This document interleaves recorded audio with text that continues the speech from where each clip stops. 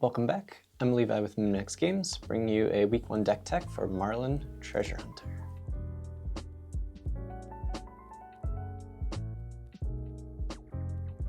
So before I dive into too many of the card choices, just a little bit of background on this hero. This is one that I wasn't sure that I was going to be super excited about. For those of you familiar with me, I played a ton of Azalea, and that's I've been known as a Ranger player, but it's always just been Azalea. I dabbled in the others. And so I'm always hesitant getting my hopes up on a new Ranger. I'm always hesitant. And so leading up to Marlin's release, as we kept seeing more and more cards, I was getting, kind of a little bit of a roller coaster. You see some cards that you're excited about, and you're like, okay, maybe it'll be good. Some less excited, and by the end, we kind of had our full card pool, and I wasn't kind of sure where I stood. I had a lot of kind of first impressions where, I guess if you could see in my hand, I thought New Horizon was going to be the way to go, and kind of a few assumptions about the deck that I kind of wasn't too excited about where the deck started. But as I kept jamming games, I've played way too many games with this deck for the amount of time that the card list has been out. I think this is kind of the most fab I've played in a week since Heavy Hitters, probably. Maybe even longer before that. Just because I've come to enjoy this deck so much. It's been a really cool puzzle, kind of figuring out the deck list and what works and what doesn't, and kind of getting a feel for the deck and how it flows or doesn't flow in some situations. So this deck is something that I'm very passionate about already, even after just such a short time. It reminds me a lot of playing Azalea, so this video is probably going to be a bit long-winded. As such, I'm going to have the deck list in the description if you just want to grab that. I won't make you sit there and take notes for however long this is going to end up being. That said, I think I've come to a lot of conclusions about my card choices, and I have a lot of strong opinions on what things work and what things don't within the deck, and a lot of other information that I think will be helpful. So I'd appreciate it if you stuck around. But so before I have anything else to say, I guess we'll just dive right into it. So first thing, I'm on Crosswrap as my only headpiece. When I first started brewing this list, I started on New Horizon as the only headpiece, and then went, oh, I guess I need Arcane Barrier. Sure, we'll play a Crosswrap. And then I kept queuing into Gravy Bones, and I was like, I really am not using the second arsenal. Let's play Crosswrap for Gravy Bones, see how that goes. And I really liked the play patterns with it. And then I was like, maybe I'll like it more in other matchups. So I started trying it here and there in other specific matchups. And every time I played it, I was just like, I don't miss the New Horizon. I like the Crosswrap. So I'll talk a little bit more about it later, but I'm purely on Crosswrap right now. I think, I guess tying into kind of my overall impression of the deck is the deck has a ton of power behind it. However, it's also a little bit clunky, which I think fits very thematically. If you think about a Ranger using a harpoon cannon to launch these massive attacks, like that does not sound easy to control. Other Rangers, like Lexi and Azalea, both kind of have a lot more of a Lexi had a little more emphasis on like being agile and having the go-agains and flexibility. Azalea was a little more focused on kind of the precision in her dominate. And so that was kind of their themes, and kind of their gameplay oftentimes reflected that, as they felt a little more concise and they flowed a little bit better, barring the Ranger hands. But this deck really feels like you have a lot of power at your fingertips, and you're just trying to figure out how to harness it, which is really cool. I think it's a huge flavor win. So that said, the Crosswrap ends up being I feel, a really big piece for adding to consistency and kind of letting you harness that power in the deck. Next piece, gloves. I'm only on the gold-baited hook. There is a discussion to playing a piece of Null Rune in this slot. However, the matchups where you want Null Rune, like the Wizards, like if you were to play against Kano and had AB3, that's a matchup where it's really easy to make gold off of gold-baited hook. Kano doesn't block overpower very well. Acilio doesn't block overpower very well. So I opted to put my Arcane Barrier in other slots, and so this just ends up being the hand piece or the arms in every matchup. For the chest piece, I'm on primarily Tunic with Trench as an option for Arcane Barrier. This is another one that's been pretty debated within the people brewing Marlin right now. A lot of people are a big fan of Trench. I have maybe a little over-the-top dislike of Trench since day one. It was a card that as soon as it was revealed, I said that card is terrible, and I never want to put it in my deck. Sadly, it's in my deck list now, but I just don't believe in the card. I think the value and flexibility of Tunic ends up outvaluing Trench in the vast majority of games. And the few situations that Trench gets you out of, where it does help on that specific turn cycle, I think across the entire game, Tunic is still typically getting more value.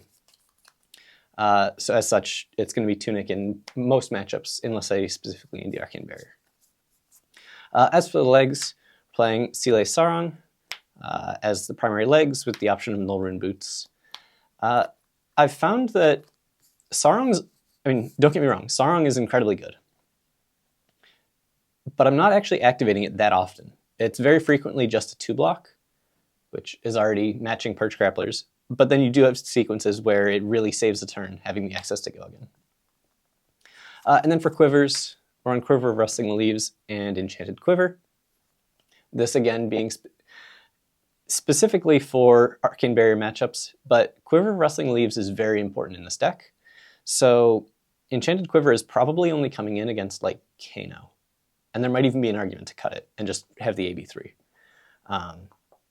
Even in matchups that have some Arcane, whereas in Azalea, you would play this into every matchup that had Arcane, because you weren't giving up much with Crow's Nest. In this deck, you're giving up a lot with Quiver of Rustling Leaves. So something like Verdance, I think there's probably an argument to still play Quiver. Acilio, there might even be an argument to play Quiver, or Quiver of Rustling Leaves. But this is going to be the primary Quiver in most matchups. It's going to be the exceptions, the rare exception where you're playing Enchanted Quiver. So I guess I can talk through kind of one of the bonuses of this. So throughout your turn cycles in this deck, one thing you're going to run into is your ability to load an arrow is not a given. That's something that has been the case in every other Ranger in the past.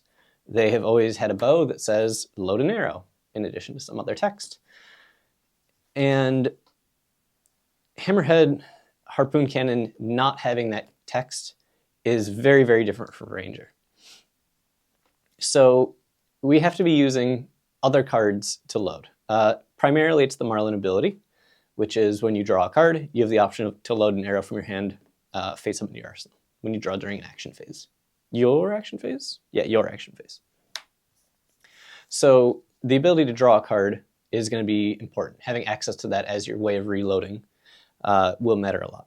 However, you are going to draw hands where you don't have a golden play that you could draw with, and you just need to activate Quiver and hope. There's also quite a few turn sequence or games where you'll be, say, going second, and you draw a hand that can't load, and your opponent has just not attacked you, and you haven't had a chance to filter. You get to activate Quiver. Most of the time, you're hoping not to hit an arrow off the top, because if you hit like a blue searing shot, you're like, well, my first turn isn't great, but it's better than not doing anything. However, there will be times where you play this, or you activate this, and you see like a 3 of a kind on top. And then you then have additional information that if they don't have an action point anymore, maybe you can filter more cards out of your hand that aren't going to synergize with the 3 of a kind and kind of set up, because you can activate Quiver multiple times. It's only destroyed when it sees an arrow on top when it's activated. So yeah, using this in early turns is relevant. Also, again, on like 3 of a kind turns, sometimes it has to be like your last ditch effort to kind of get out of jail. Not quite free, but you get out of jail. I think I'll start there. I could talk for a very long time about cross-wrap, but I'm going to go ahead and put that on hold until after I get through a few more of the cards in the deck. Yeah, so we'll start with the kind of main red attacks. We're playing 3 King Shark Harpoon. It's probably the best arrow in most matchups, best harpoon in most matchups. Card's really, really good. For those of you who aren't familiar with it yet, the harpoon or the Go Fish mechanic is when it hits a hero. When it hits a hero, they choose a card from their hand and reveal it. However, if you've activated a cannon this turn, you get to look at their hand and pick the card. And then depending on which harpoon, there will be a specific requirement. For example, King Shark is attack action. If the revealed card meets that criteria, it's discarded and you make a gold token. So King Shark Harpoon attack actions are pretty common in this game. So it ends up being kind of the most impactful in most matchups. And then we've got King Kraken Harpoon. Is almost the exact same thing. The only difference is it's for non-attack actions. And that's pretty much it for your red attacks. Because your cannon costs 4, this deck is very, very resource intensive. So you're going to be playing a ton of blues, and you don't have much room for reds. So they end up being very premium. Luckily, we have card draw, we have opting, and so we have some options for digging to find the red cards we're looking for. And finally, we're playing 3 Conqueror of the High Seas. This card is, I think it's just like crazy good.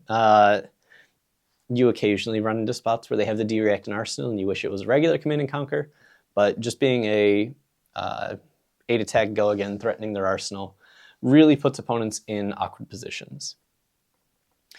So that's the primary red attacks.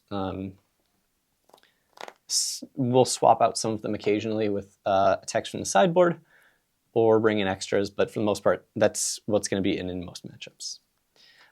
Next, I've got kind of like the power cards of the deck. 3 of a Kind and Codex of Frailty. Codex of Frailty is not much of a surprise. That is a kind of a power card in basically any deck that can play it. But in Marlin, it ends up being almost better than it is in a lot of other decks. Maybe that's a stretch, but it's really good. And the reason is, we just discussed, I've got 9 attacks that I'm happy to attack with. Honestly, in most matchups, you really want to be firing the same one of these repeatedly. So, you're playing against like a KO. The only arrow you really want to be firing is that King Shark Harpoon. So these Codex of Frailties end up translating to 3 more copies of your best attack. And in this deck, your best attack is often your best. Depending on the matchup, your best attack is often the best attack by a pretty significant margin. And then obviously it's Codex of Frailty. You're getting ponder value. You're potentially disrupting them, making them discard a card. It's a whole thing. Card's good. And then the other one in the deck is 3 of a Kind. 3 of a Kind has been weird. Not in the fact that I don't think it's good. I think the card is very, very good in Marlin. I think it's one of the kind of 6 power cards in the deck. The weird part is I've seen a lot of people playing Marlin who don't think this card is good in the deck. And I think it could vary depending on the list that you're registering and a few different things. But I think part of that kind of viewpoint comes from kind of a difference in how the card is viewed. It was actually a very similar thing in Lexi. let me figure out the best way to phrase it. In Lexi, people started to realize that 3 of a kind was viewed wrong for a long time, and I think that's going to be a similar case here. The usage in Lexi is different than it is in Marlin. That's what I meant to clarify. So in Lexi, people realized for a long time in Lexi, people thought this is how you set up massive turns. You get like multiple rain razors, you 3 of a kind, you sent with like an arsenal already set up. Maybe you flipped up a bolt and shot as well. If you got that double arsenal, you send 4 arrows with the rain razors, huge turn. That's what 3 of a kind is for. And over time, people started to realize that was not the most powerful thing about 3 of a kind.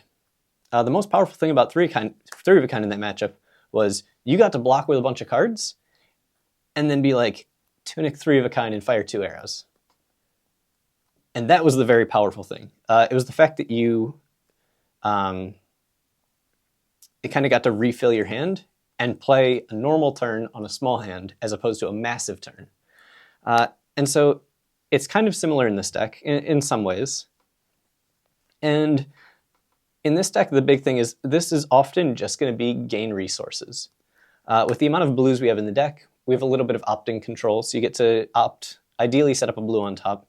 And then past that, you have like a 75% chance to hit a second blue. So frequently, what's going to happen with this card is you're going to spend 1 resource to draw 6 more resources and a card to arsenal. Which means this oftentimes is essentially pitching for like 5 and maybe drawing a card, or sometimes it pitches for 8. But I think that's kind of the main value of this card. It also loads an arrow with Marlin ability, which is something that you can occasionally struggle to find. So yeah, I view this card more so as a resource positive play, just like pure resources. And it lets you block down a little bit. So you could have a turn sequence where you start with like King Shark and Arsenal, and you have Tunic up, and you get to block 3 cards and hold the 3 of a kind. And you go cross wrap, flip the King Shark Harpoon, try and set up a blue on top, 3 of a kind, and you're looking at like over 75% chance to be able to fire the King Shark Harpoon for 10 overpower and Arsenal card still. So all of a sudden, this 3 of a kind plus Tunic resource gets you potentially like 13 value there. More if you're able to roll a gold off the claw. Is it a claw? What is it called? Hook. Yeah, same thing. And so I think that's kind of the main power of that card. And building upon that theory, that's part of why you'll see that there's so few reds in this deck. Because when you're banking on this giving you at least 6, you need to draw at least 6 resources off of it is the goal. If you draw up and you get 5 resources, a blue and 2 reds, you're very upset. And oftentimes that can be really, really bad. So our red count is actually very, very low in this deck, for this being one of the reasons. And actually, in reality, when we're counting our red and blue counts, this is not really a red. It technically is if you 3 of a kind into another one, but most of the time this is like a blue, which will bring our blue count up to probably like 37.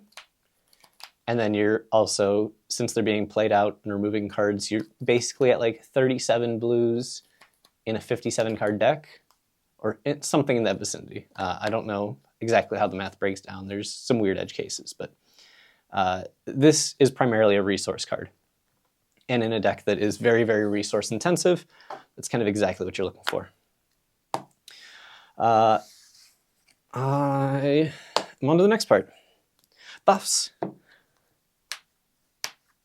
These are also very debated, which is interesting to me. So I guess we'll talk about Big Game Trophy Shot first. I think this one is kind of the freest include. Most Marlins are going to be playing it. And the reason is, kind of at its floor, it's a block 3 yellow, which is great. But then this is kind of the first card where we have a great example of where Marlin's ability really shines. The first one. So she has an ability, it's an action. You tap and destroy a gold. and you create a goldfin harpoon in your hand. Now, goldfin harpoon is a yellow 2-power harpoon that costs 0 to play, which does come up occasionally. But notably, this card cannot be pitched. That's interesting. I don't think the Marvel specifies... nah, it has the bubble up there. Okay. I was like, it's a yellow strip, but it has a bubble for its pitch value. Weird formatting, but yeah. So you can't pitch this. But kind of the most common usage for this card is going to be for a discard. So Big Game Trophy Shot gives your next arrow +4. If it's a harpoon, it also gives it on hit create a gold.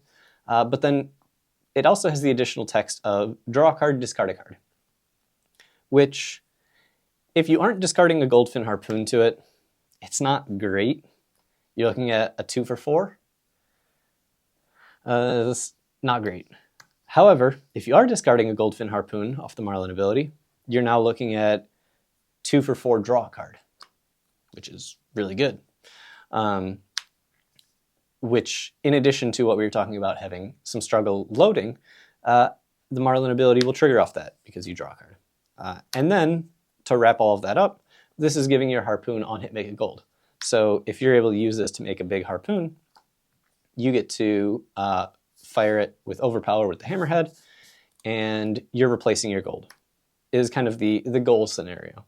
Obviously, it's not going to work every time, but that is where you would like to be. And when all of that lines up, this card ends up just being incredibly efficient, incredibly powerful. As for additional buffs, I'm on 2 take aims. I was playing 3 for a little bit, but I had too many reds in the deck. And also, I've now shown all of the reds that we're going to be playing. It still felt like too many reds. There's just not many spaces for reds. So this ended up getting cut to 2. I think there's a world where you cut a pre-med instead, but I'm a huge fan of the premeditate. Yeah, premeditate's a card that a lot of people aren't enjoying right now. They think it's one of the weaker buffs. I think it's very, very strong because even if you're putting kind of a underwhelming blue, just like a random blue arrow, it's kind of like a safety net on your next turn where you don't have to worry about loading or the risk of not being able to load. You may still need to load. You saw wrong, fire the arrow, and then go through your turn sequence the normal way. That could happen, but I think just having the ponder is just such high value that I think it ends up being worth it.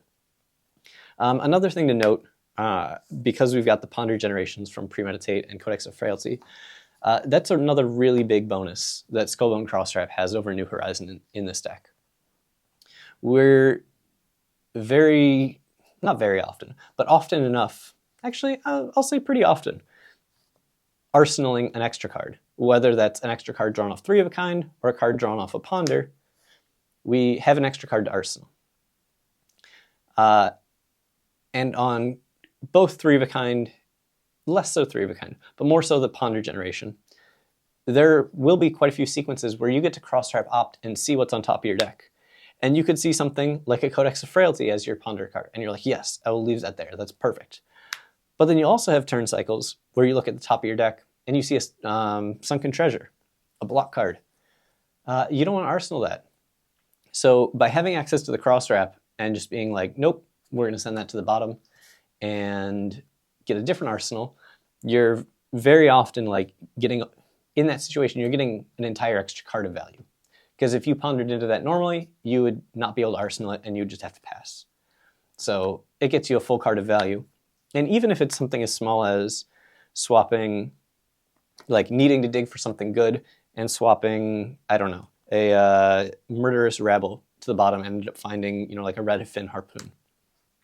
That upgrade is non-zero, which is, it adds up turn over turn. And one additional thing with the Crossstrap is, as I mentioned, this deck really does have these 6 power cards, and I think they are very significant outliers. I think they're almost more of outliers in this deck than they were in a lot of the other Rangers. And so whenever you cross-wrap Opt and see like an average card on top, the ability to just send it to the bottom and say, I am now one card closer to all remaining copies of my 3 of a kinds, all remaining copies of Codex of Frailties. Being able to do that 2 or 3 times during a game means you see those an entire turn cycle earlier. You know, you see a 3 of a kind sooner, digs you faster into your next Codex of Frailty, and you just cycle through your deck faster, and you're able to get to your power cards and have your big turns instead of sitting around waiting for them to show up. So it lets you another reason cross-wrap, yeah, it lets you proactively find your power cards. So that's it for the main boarded buffs. Those are being played in every matchup. Now, after that short list of cards, we now have a ton of arrows, or a ton of blues. These harpoons. Red fin, yellow fin, blue fin.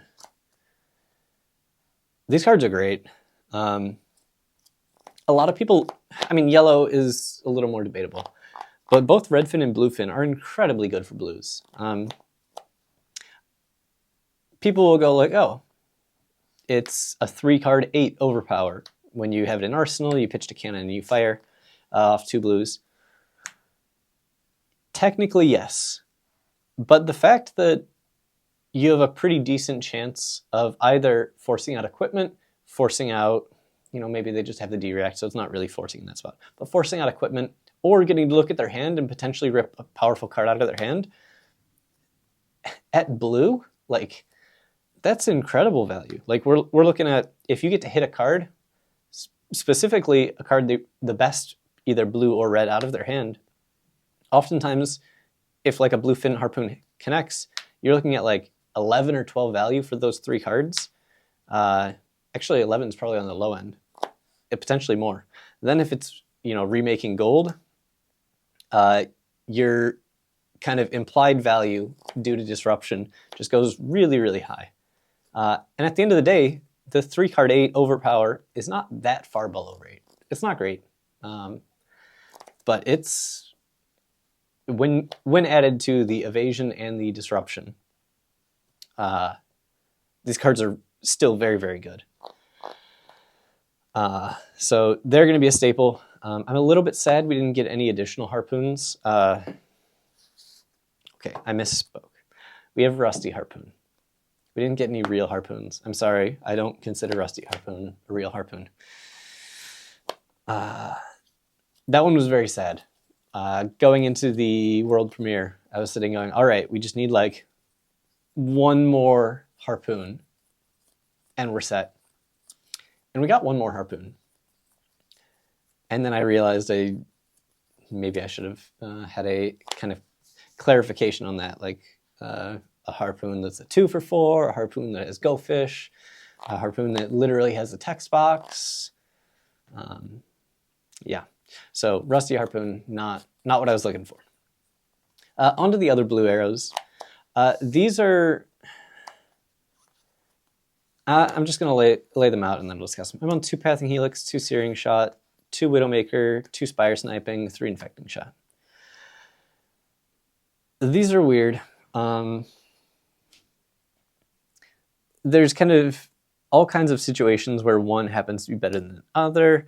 You know, like Pathing Helix giving you access to a reload, Searing Shot being a 0-cost target off Codex if you're in a really bad spot.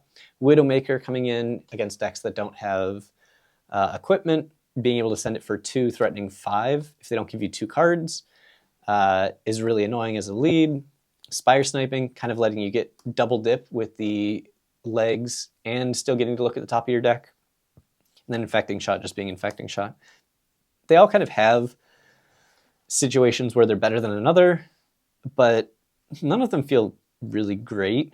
They kind of just need to be there because sometimes you just don't have a harpoon and you need some arrow to fire with your buffs. Currently, barring Rusty Harpoon, we only have 15 potential harpoons to play, which 15 arrows is not enough. You have to fill out the remaining slots with these. So we're on 11 here, brings us to 26 arrows, which is enough, I think. There may be some arguments to go slightly higher. There could be arguments to go slightly lower. I don't know exactly what is the correct number, but what I do know is that these cards get pitched or blocked with 90% of the time. So most of my focus has been making sure that the deck flows properly with other ratios and not sweated exactly how many of these, how many blue arrows we play, which blue arrow is best. I think these are fine. You could play things like Sedation Shot, you could play Hamstring Shot, Sleep Darts, you could play Drill Shots. I think there's just a really long list of arrows that are fine. And I think all of these arrows are just fine. So yeah, that's the blue arrows. I guess one note is there are sequences where when you arsenal one off of a ponder, I think the blue arrow or the zero cost arrows end up feeling a little bit better on the resource curve, unless you're cracking a gold. If you're cracking a gold, then the one cost arrows feel better. Yeah, I don't know. I don't know what the answer is, but I'm reasonably content with these blue arrows. Onto non-arrow blues. I'm playing 3 Murderous Rabble. This is a card that I think a lot of other people have cut, but I still think it has a good amount of value, specifically into matchups like, or both of the new heroes, Gravy Bones and Marlin, or not Marlin, Puffin. Being able to either kill Poly or an ally off of this is really powerful. Because we have cross wrap, you're a little more consistently able to send this as a 0 for 3 if needed. And just having the option of converting a random blue 3 block in your hand into 3 value most of the time, I think is a really good floor. I think this is, yeah, kind of a pretty safe include. But a lot of people have been cutting it, so I could be wrong. It's not like a crazy good card, but I think it does its job and it does it well. Port Side Exchange. This is a card that I trimmed for a little bit, but I've recently added back in. It works very well, again, with the Goldfin Harpoon, where you get to activate Marlin ability, play Port Side Exchange, discard the Harpoon and draw a card, remake the gold. And that ends up being kind of like a pseudo Gorganian Tome, where it lets you just draw a card and load. But another notable thing about it is it triggers you having made a gold that turn, which translates to being able to activate the hook, right? Hook was the conclusion? Yeah, we'll leave that out. So I keep calling it a claw. It lets you activate the hook safely and not have to worry about potentially losing it after an activation. So Port Side Exchange works quite well there. It gets a little bit dicey if you don't have a gold in play, but here we are. Tip the Barkeep. This card is also kind of hit or miss, but it can be very, very good on early turns, like going first, being able to just set up the rum and have access to that extra go again can be big. We'll see when I bring in Command and Conquers from the sideboard. This ends up being even more impactful, where you're able to kind of lead with a Command and Conquer off of a rum and then go from there. And I guess one of the main factors that comes into play for these blues is you'll notice that almost all of these I'm comfortable putting in my arsenal. It is a 0 cost go again from arsenal. So as long as it meets that criteria, like, it's already pretty close to being good enough in the deck. But yeah, having the Gold Kiss Rum occasionally lets you play some big hands, lets you do some cool plays. But in most matchups, I'm not going out of my way to play this out. It's when I have it as a spare card, I'll play it out. But it's a blue 3-block, so that's pretty good. I guess actually it does have applications in the Gravy Bones matchup, where being able to set up a rum lets you kind of have an in-play response to your opponent setting up, kind of taking a big setup turn, gives you more flexibility for clearing. Yeah. I'm playing 1 Pummel. I know this card goes exactly against what I was talking about, being a safe arsenal. It goes against that. It's not a 3-block. I think this is probably the most cuttable blue in the deck, but I like it. It's cheeky. and occasionally you catch people off guard. But the nice part about this deck is, because your turns are so expensive and you're always pitching so many cards, you're allowed some relatively small number, but you're allowed some number of blues that don't need to be 3 blocks. And just because whenever you draw it, that's going to be the blue I pitch, and I wasn't going to block with it anyways. But I think there's a very strong argument to cut this, but I do still like it. Pommel's just a fun card. Next is Eye of Ophidia. This card's incredible in Marlin. You heard me go on and on and on about how powerful the opt on Crosswrap is. This opting 2 is just crazy. The amount of consistency that the Eye opt brings, the amount of flexibility, even just like bottoming 2 cards because you're like, I need to find a Codex soon.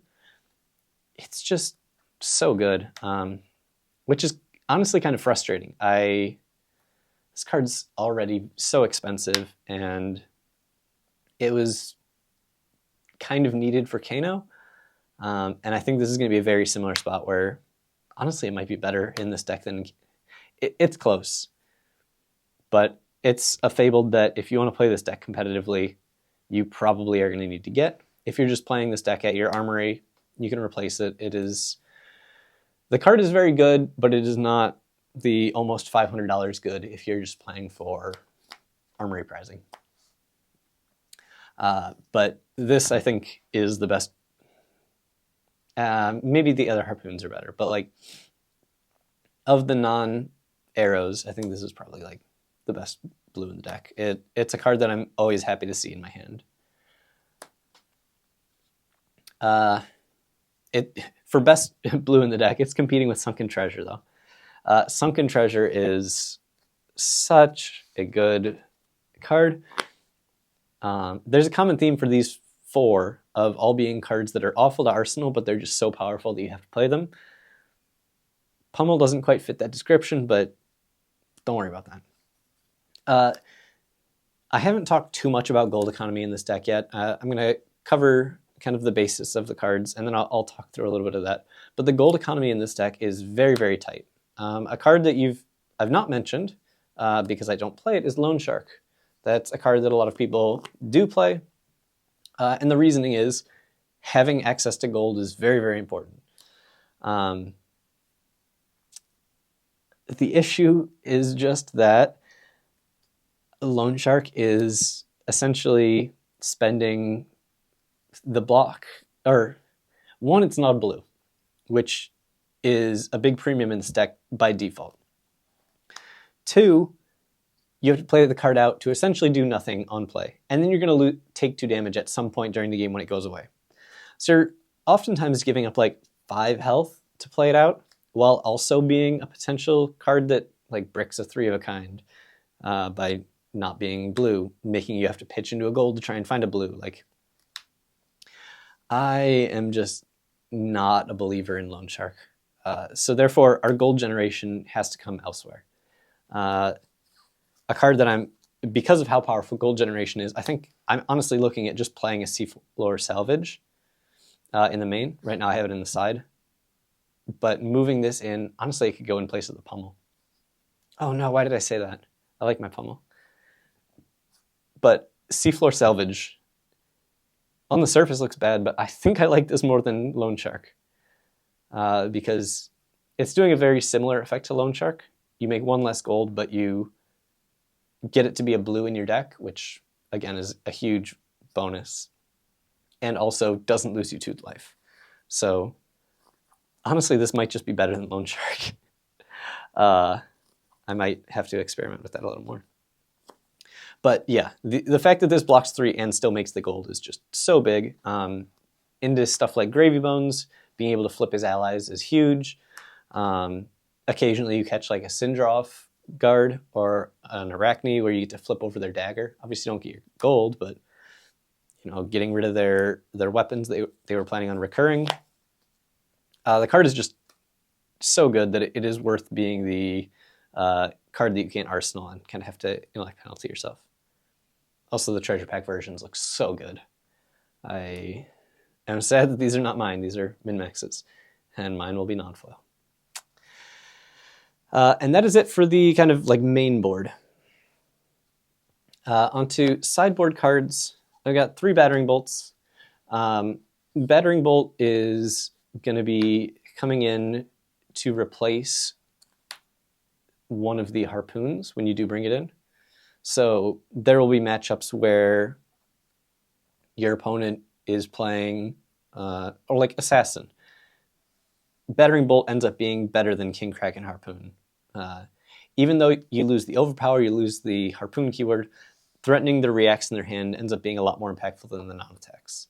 So, you know, you're playing against like a Slippy. They're just all attack actions and reactions. So this ends up being frequently textless, whereas battering bolt is actually disruptive.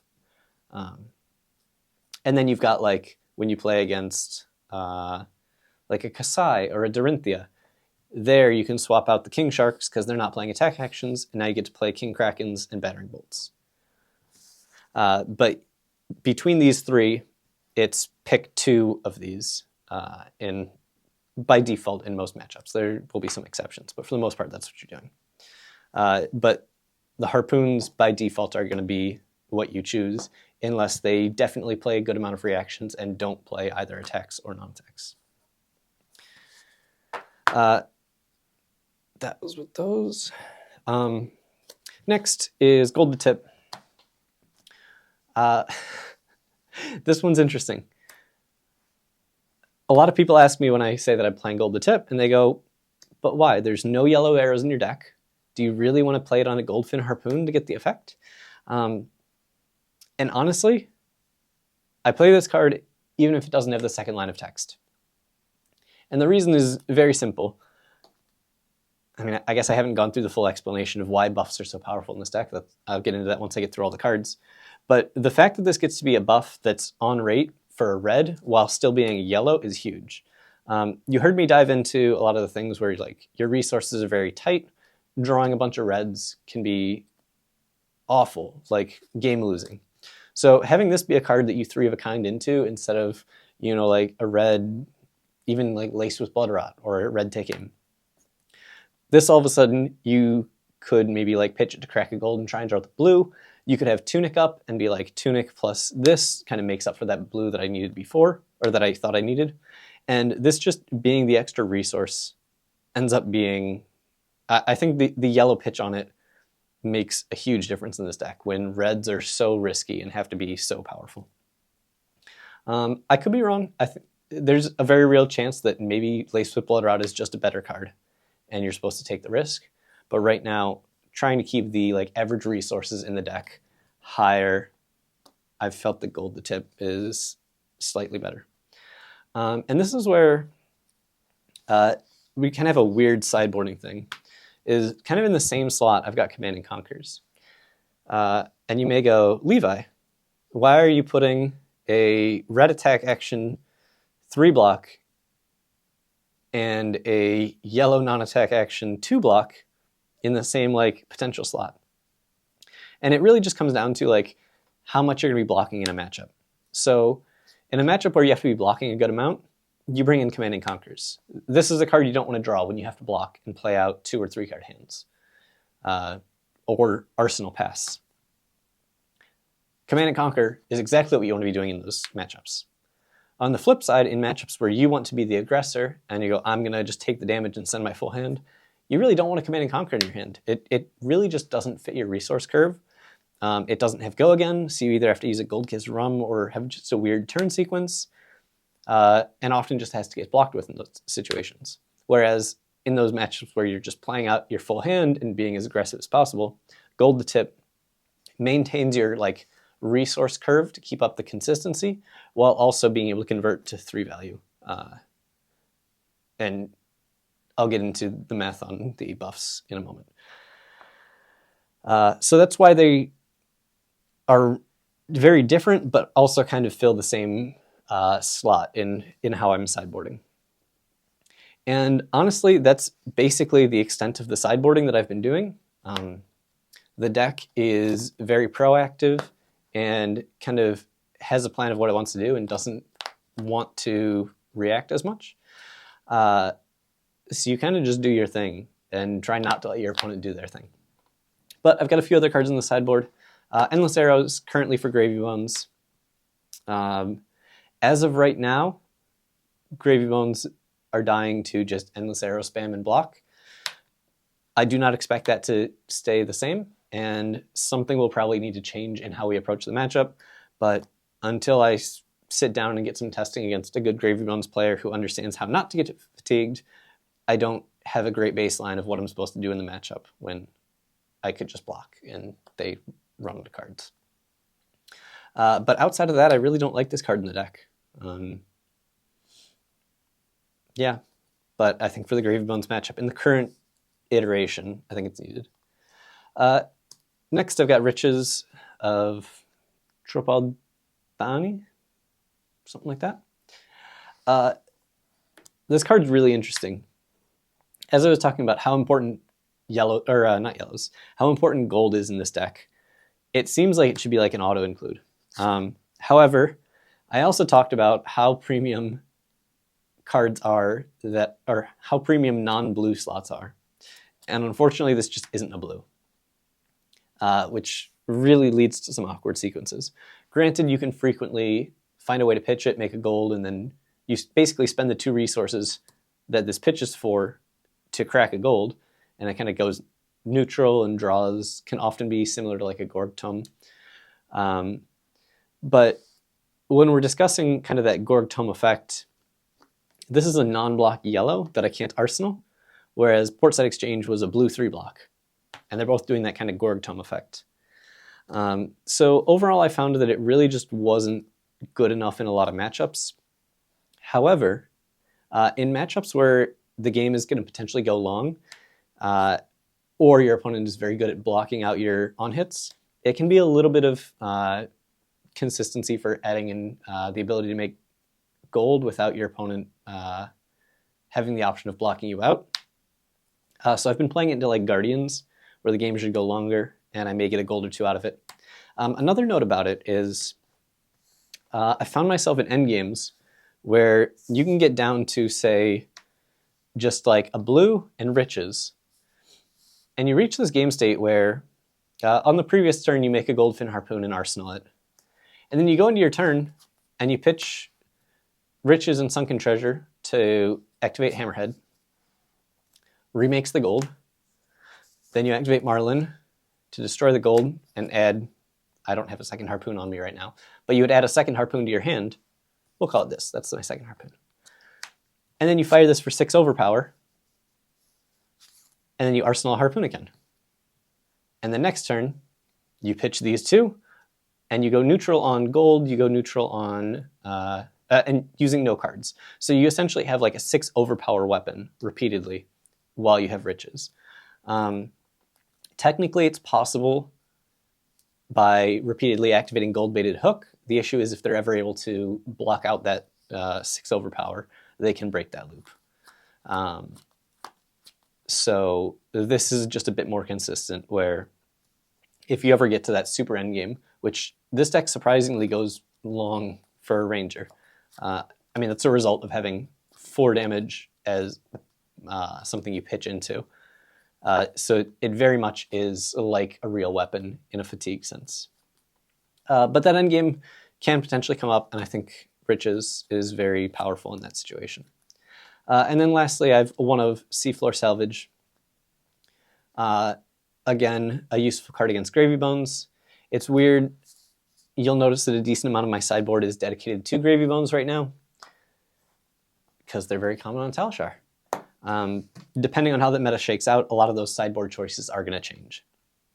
If it either doesn't become an effective strategy against Gravy Bones, or Gravy Bones meta share goes down significantly, some of these cards may change. And actually, as I'm talking about, I really think that this should probably just go in place of Pummel. In my description here, I think I convinced myself as much as I like Pummel. So that is the 80 that I'm currently on right now. All right. I'm going to begin by making the case for buffs.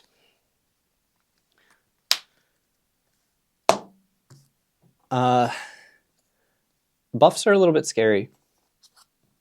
In a deck that feels often kind of Guardian-esque, it's a little scary running these extra red 2 blocks. They're not great off 3 of a kind. Granted, you can Arsenal if you draw one of them. But the argument for buffs is, I think in this deck, a buff translates to a lot more than its printed value. Or, let me rephrase that. When a buff pushes your Harpoon above the value that your opponent can block, and it makes that difference, the value on a buff ends up being incredibly high. I guess we'll make the comparison. Let's take a King Shark Harpoon and a couple blues and a buff. In the situation where, let me clear some cards out of the way.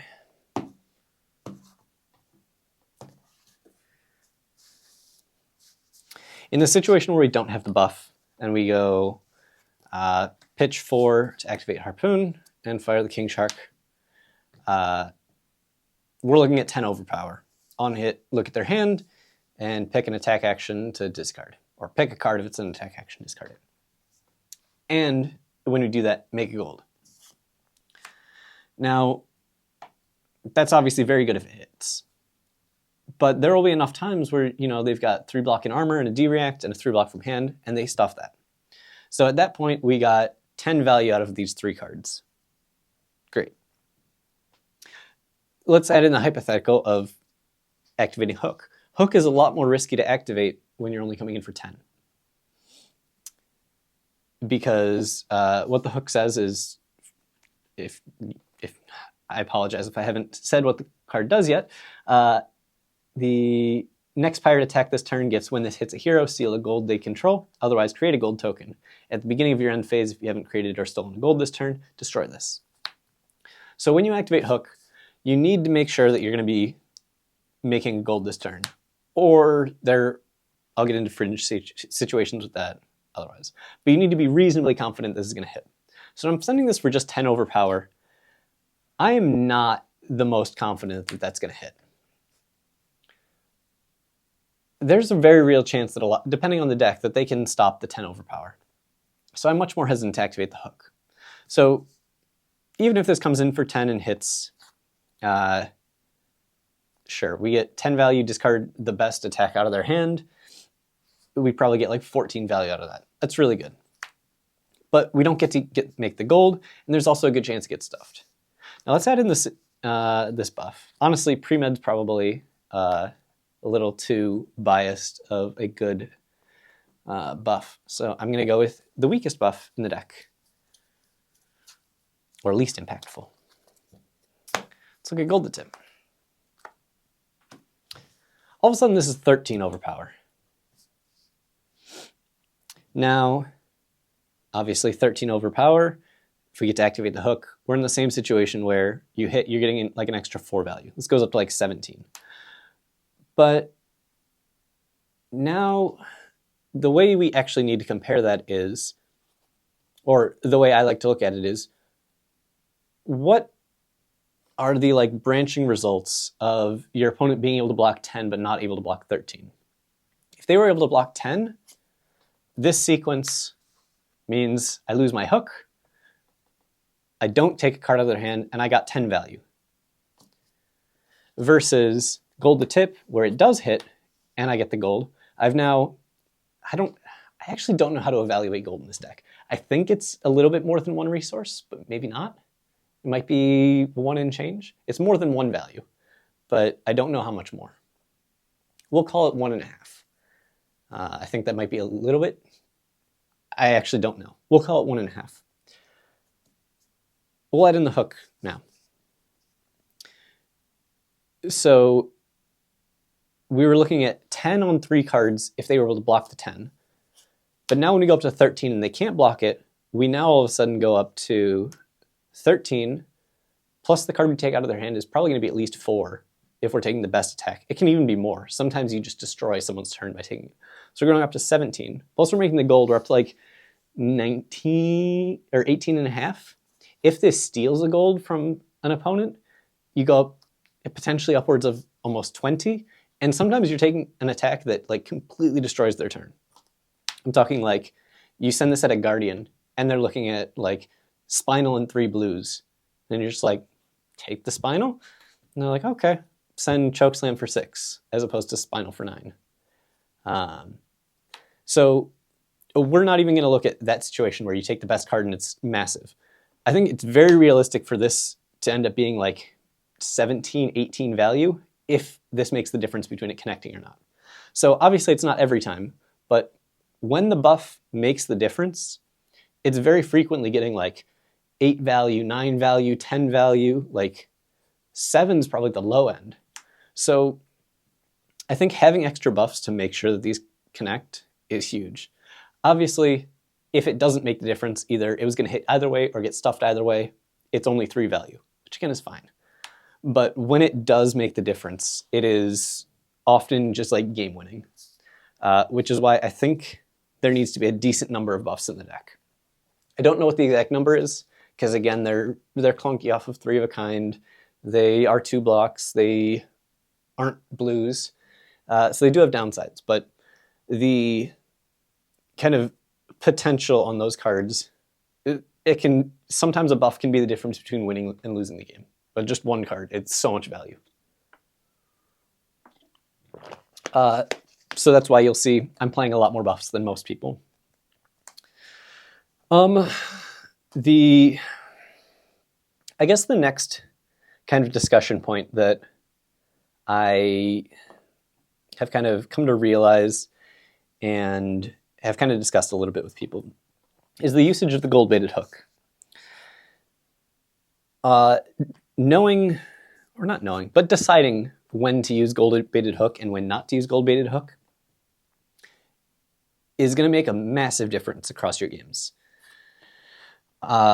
In this situation where I was talking about, you're just sending 10 overpower against a deck that may have a reasonable chance of blocking it, it's very uncommon for me to actually activate the hook on that turn.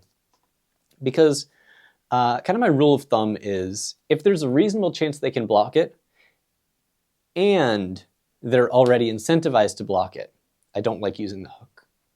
And that's a really kind of big caveat, because this example where I'm sending this for 10 overpower against like a Guardian, I'm not using hook on that. However, if I had played out a similar sequence where I'm now firing, Yellowfin Harpoon for 11 overpower into a Guardian, I'm pretty likely to activate my hook. And the reason is, this doesn't have an on-hit against most Guardians. Sure, you can be against Victor and you'll have a Golden Sun in hand and be like, oh no, I have to block. But if you send this at a Victor, I guess maybe he has 2 Golden Suns and you get that weird situation where it's crazy good against him. But most of the time, this is just a textless arrow against him. And so when you activate the gold-baited hook, you're giving your opponent the option. You're saying, if you want to commit all of your gear and everything, and potentially, frequently it's commit your gear, you can destroy my hook. And that really hinders my gold generation for the rest of the game. I guess the name kind of fits well, gold-baited hook. You're often just baiting them in that situation. Because if they give you all their equipment and go, ha, you lost your hook and you didn't hit, you're like, great, I didn't care about this hitting anyways. Move to end, arsenal this. Next turn, I'm going to fire this for 10. It doesn't matter that I don't have a hook. You don't have armor anymore. This is now hitting. And you lost so much value because you committed to clearing my hook. So the gold-baited hook did its job there, where it got equipment, it got potentially block cards, maybe a D-react out of arsenal, but you got the value out of it, is you made them commit to blocking a card that didn't have a real on-hit. And that was kind of the job of it. Because then, when you have the actual on-hits, they don't have that equipment to block it anymore. So that's where the impact is. And then, sure, we don't have great gold generation anymore, but now they don't have the armor, and our King Shark Harpoon is now coming in for 10 overpower. It connects. I hit an attack action. I get my gold anyways. And I'm back to kind of rolling my golds and continuing that play pattern. And you don't really need the hook at that point anymore. But I think kind of the biggest mistake that people will make is, even if this harpoon is, say, like 13 against a guardian, people will activate it, and they'll go, gold-baited hook. And now what you're telling your opponent is, your equipment is now going to deny a discard, a ponder, and destroy my hook. And you're giving them huge amount of value out of their equipment. And that is, I mean, against a good player, they're going to recognize that and say, this is the best time for me to use my equipment. Whereas if you don't activate hook, even just a pre-med King Shark for 13 might even be enough to pull their armor anyways. And then you still have your hook. Or you don't activate the hook and they decide not to commit their armor because they want to kill your hook. That's fine too. I got my pre-med and my King Shark.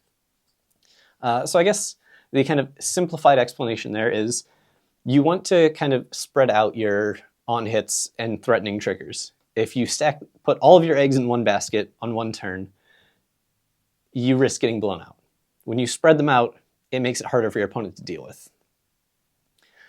And I think that ends up being a pretty big issue or mistake that players will make, is they will have kind of a mental note of, you know, at 13 or more, I'm just going to activate hook. At 10, I'm not. And they'll have a number and go, how likely my opponent is to be able to block it just is what helps me decide whether or not I use hook. Whereas the kind of real discussion is how much or how worth it is it for your opponent to block it if they can. And so kind of once you get that figured out, I think gold-baited hook ends up getting a lot of extra value. And you'll have turn sequences where you'll go King Shark, Harpoon for 10, and be like, I wanted to hook because I really needed the gold, but I know I shouldn't use it here. And then it hits, and you're like, man, I could have activated hook. Maybe you could have, but making the correct decision there isn't impacted by the outcome. In that situation, that would be incorrect to activate it, regardless of whether or not it ends up hitting. So that is gold-baited hook. Having gold in play is another interesting one that I've kind of glossed over, and kind of gold management. Whenever you go into a turn cycle and you don't have a gold, which is going to happen a lot on the very first turn of the game, it might even happen every game, you have to be very careful, because gold is kind of your get-out-of-jail-free card for being able to load. And 2 golds is like extra get-out-of-jail-free card, because you always have access to Marlin ability, make a harpoon, and then crack a gold and you can load. And so no matter what your hand is, you will be able to attack if you have 2 golds. Well, I guess if you don't have enough resources to pitch into gold, technically. But you get my point. So ideally, you kind of want to sit between 1 and like 4 gold. As you start getting above that, then you start looking for, okay, I'm 1 resource short on this turn. I'm going to cross-wrap, try and find a blue on top. And then I'm going to use my gold as kind of a +1 resource. Because you don't really want a game to end where you've got a ton of gold left over. So that's a little bit of the gold management. Yeah, and obviously when you're down to 1 or 2, you have to be very conservative about when you're using gold to gain a resource. Because if you spend your last gold just to load or just to gain a resource, you're kind of leaving yourself open to a brick. And just like all the other rangers, actually mostly Azalea and Riptide, Lexi didn't brick quite as much, a brick hand in a ranger can just be 0 damage. But when you have gold in play, that is not the case. You have a much higher floor. I guess I can also talk about some cards that I've not included in the deck. Notably, Tipple. Golden Tipple is a card that a lot of people are a big fan of that I am not including right now. It's a weird card to me. I think there is a strong argument to include it. The play pattern, for those of you who aren't familiar, is going to be spend a resource to play it. Or, sorry, you activate Marlin. get a Goldfin Harpoon, spend a resource to play out the tipple, discard the Goldfin Harpoon, and draw a card. What that does for the deck is it's going to let you cycle the gold, or destroy and remake, which goes neutral. But then you're also getting a draw, which is good. It also allows you to activate Hook. So unlike the blue tipple, against a lot of decks, you can just go Hook, blue tipple, and you've remade your gold. So regardless of whether or not they let it hit, your Hook stays. But then they're now in a spot where, like, do I give them a gold or another gold, or do I block one? And that can be very valuable. I think I am a little bit interested in the blue tipples. The other colors where you start running into issues of, I agree that that's a good play. However, my non-blue slots are just so tight, and the value on that turn is on a red tipple is it could be good, but then I compare it to playing a buff on one of these harpoons, and I think that buff can frequently be just so much more. And if I have to choose between playing a tipple for a red tipple for 5 value, and a pre-med, which actually the pre-med value can go up to 10, 13, if it's making the difference between hitting or not, it's I'm just taking the pre-med every day. Even the take aims or the gold the tips, those I think just still come out a little bit ahead of the tipples. Especially when early on in the game, if you have a tipple and don't have a gold in play, they can be very awkward. I guess you have the option of discarding a Codex of Frailty, but I'm not super excited about that as is. But it's one I haven't tested enough. I think there is merit to it, but it doesn't feel like it's filling a hole in the deck that I've been experiencing. So for right now, it's not a card I'm including. Another one is Return Fire. That card, right when it was revealed, got a ton of excitement from myself as well. I believe when it was revealed, actually I don't know if I can repeat those words. I had a very strong reaction when it was revealed. I was like, what is this?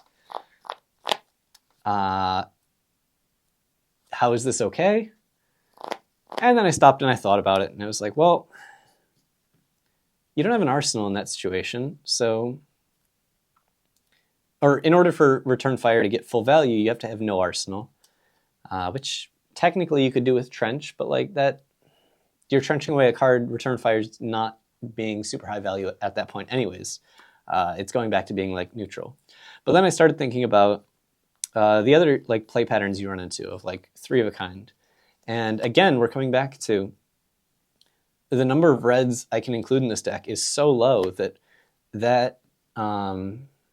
Return Fire is taking the place of something like a Premeditate or a Take Aim. And these cards, I think, are just, on average, getting more value and more proactive to my game plan. And I'm also very happy to arsenal these after playing a 3 of a kind. Whereas the Return Fire, technically, you often are going to get full value out of it, because if you IP yourself with it in hand, you're able to play it out and get the full value. But you IP'd yourselves, then it goes back to just being 4 value. And again, it's just I think when it works, Return Fire is really good. But it feels like something that is going to be a little too much fighting to make it work. And as I referenced early on in this video, which has been going for a little bit of time, the deck has a ton of power already.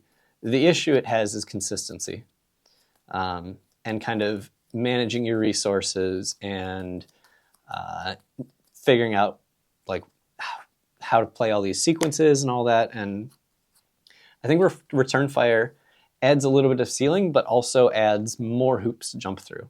And I don't think the deck needs a higher ceiling. I think the ceiling on this deck is incredibly high already. What it just needs is consistency.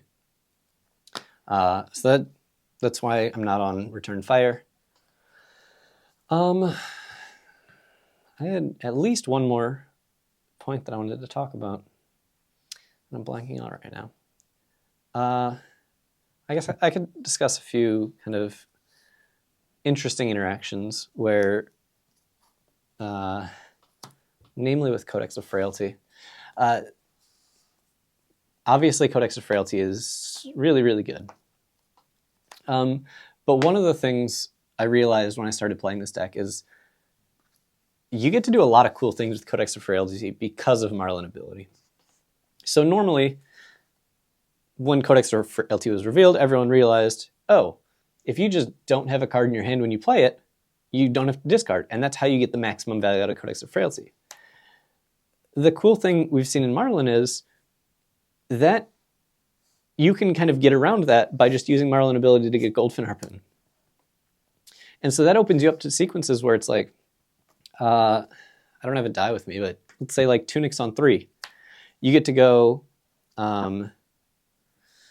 holding like a blue and a Codex.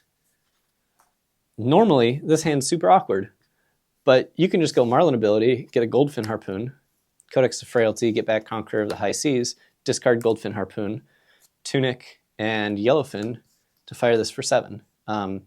Actually, I guess the more common one is without Tunic, is you get to go Marlin ability, destroy a gold, add the Goldfin Harpoon to hand, Codex of Frailty, I guess that would be a bit of a yellow. It's better if Codex is an arsenal. So, all right. I promise I know what I'm talking about. This will be the sequence. Codex and arsenal, you hold a blue. No Tunic, but you get to go start your turn, cross wrap, reveal Codex, opt, find a blue on top, or dig for another blue. If you see a red on top, you may have to adjust this line, but assuming you see a blue on top, you get to do this, and you get to go Marlin ability, destroy gold. I've also never played this deck in paper, so I'm still trying to figure out these movements on my own. Add Goldfin to hand, play Codex of Frailty, get back Conqueror of the High Seas, discard Goldfin Harpoon. Then you pitch here to activate gold, draw the blue you saw on top, and then pitch, and you get to come in for 8. And that was a 2-card, like, this would be a very common in a lot of other decks, regular CNC for 6. This one's for 8. Obviously, we had to use a couple gold, which is where if you're able to stock up a decent amount of gold, you're able to make plays like that. But yeah, like just weird things like that where you're able to discard to Codex is really nice. Another interesting one that has come up is you'll have something similar where it'll be a hand like that. And you get to do a very similar thing where you go cross wrap, and here you probably want to find a harpoon on top. Ideally, so you're looking, maybe you see a bluefin and you're like, that'll do. Then you Marlin ability, get your Goldfin, play Codex, get back Conquer, discard Goldfin, pitch 2 blues, fire for 8, go again, threatening the on-hit, and then you've got 2 floating, and then you just get to follow up with 3 of a kind, draw into bluefin, and sure, we'll get a little unlucky. Draw those and a buff. I gotta find a buff. And it's like, okay, so we've got 1 float. Actually, this is fine. Because it's gold the tip, this would be fine. You could send for 8 overpower by pitching these because we had the 1 float still. But if this was like a premeditate, that's supposed to be the bad situation. Another reason why gold the tip fits. You get to load the bluefin. You've got 1 floating, and now you get to you just fire for 4. It's not what you wanted to do. You arsenal the pre-med, but it works. Obviously, if this was a blue, you get to fire for 8 overpower. If you had, I mean, I'll get into this in a moment, but you have spots where it's like, hey, I've got an extra gold, and my tunic's up here. I've got the 1 float. I can pitch to draw. If you draw another blue, then you've got 2 floating here, and you get to pitch to activate Harpoon here, and then Tunic fire this for the 8 overpower because you turns that gold into an extra resource, and then Arsenal to pre-med. And you get turn sequences like that. And that is going to be kind of the segue into, I think, the last talking point that I have. I think there's a lot of things I could talk about in this deck. I'm not thinking of all of them right now, and I realize this is already an hour and 15 minutes, but we'll cover the last talking point. And it ties in kind of similarly to the gold-baited hook discussion that I had. But one of the really interesting things that I've found about this deck is you have a lot of branching paths, and you have a lot of options to take risks.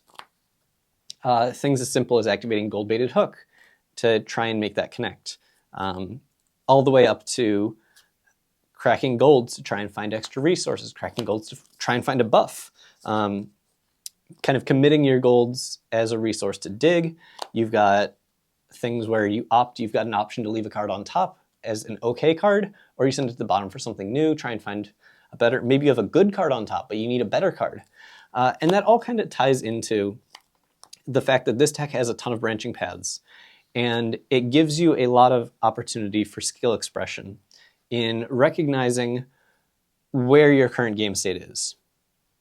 So, for example, if you're in a commanding position and you're super far ahead, when you see those risky options, you don't necessarily go by like EV as which one ends up being the highest damage on average. You go, what do I need to happen? Can I take the guaranteed okay outcome and still be in a good position, or do I need to risk finding a better outcome? And that ends up being like a really big part of this deck. And so when you recognize I'm on the back foot, I have to take risks, this deck gives you a lot of opportunities to take risks, which is interesting. It's cool. Sometimes it's scary, but you have a lot of opportunities to take risks on your plays, whether that's YOLOing into a turn where you're like, I'm going to block 9 and then tunic 3 of a kind and hope that I draw a harpoon and 2 blues. Or maybe you're like, hey, I'm in a much better position. I'm going to hold a bluefin harpoon and do that same line, but I'm going to tunic do it, and I have the bluefin harpoon as a backup. I have a blue if I draw too many reds, and I've got a harpoon if I don't draw an arrow. So you've got these kind of options where you can evaluate. You've got a bunch of different lines, and you may not know exactly where they're going to go, but you get to evaluate and figure out what your risk tolerance is for the turn cycle, as well as what your risk tolerance needs to be in order to win that game. Which I think is just a really interesting dynamic that it shows up in a decent amount of decks. It reminds me a lot of older Azalea, pre-Outsiders, in that kind of risk assessment. But yeah, it's an effect that doesn't really exist in kind of a deck similar to like a Syndra. I mean, you might have something where you're like have to bank on drawing out on Mask of Momentum, but for the most part, you can just do the math and see what's the most efficient. This is the most I can get out of this hand. And I know how much I'm going to get out of this hand. But yeah, this deck is very testing on your risk assessment. So yeah, I think that's about it. So I don't know. I think this deck is very good. It might not be the best deck in the format, but I do think this deck is good. I think I'm in the minority on that opinion right now.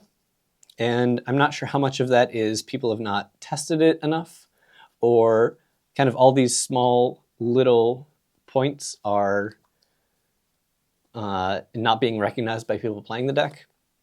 I think a lot of these kind of things end up being very snowbally as well, where I'm talking about the decision points between whether you crack a gold to try and dig. A lot of these decision points, or block or play out a buff, or all these like little things can just win or lose games on the spot.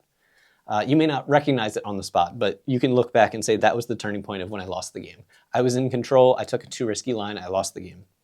Or I was on the back foot, I played too safe when I needed to take a risky line, and I had an opportunity to win, and I did not go for it. And I think that's where a lot of games are going to be lost by people learning this deck. So, yeah, it's been a ton of fun playing this deck. It feels like I have a lot of skill expression within it, and my choices matter. And it's not just a spreadsheeted thing where these are the cards, this is what you do, that's the most efficient thing. You have a lot more subjective play lines, which makes it a lot of fun. So for those of you who still stuck around this long, into an hour and 15 minutes, I appreciate you. And hopefully you got some very useful information out of this video. I think just looking at the deck list is not going to get you very far. This is a deck that has, I think it's going to have a very high skill ceiling. And I didn't even touch on the fact that you pitch and draw so much that you can set up, or you can, if you memorize your second cycle, your kind of skill ceiling on this deck goes up so much higher, because all those question marks of what I'm going to find go down dramatically. Or not dramatically, the question marks disappear. You never shuffle in this deck, and you cycle through cards very quickly, and it can go late into second cycle. So, and it cares about what's on top of its deck. So it's like the perfect storm of, this is a deck that you will get rewarded a ton for remembering your pitch deck. Something I'm not very good at, that I need to work on again. Yeah, sorry for rambling. Thanks for listening. That's all I got.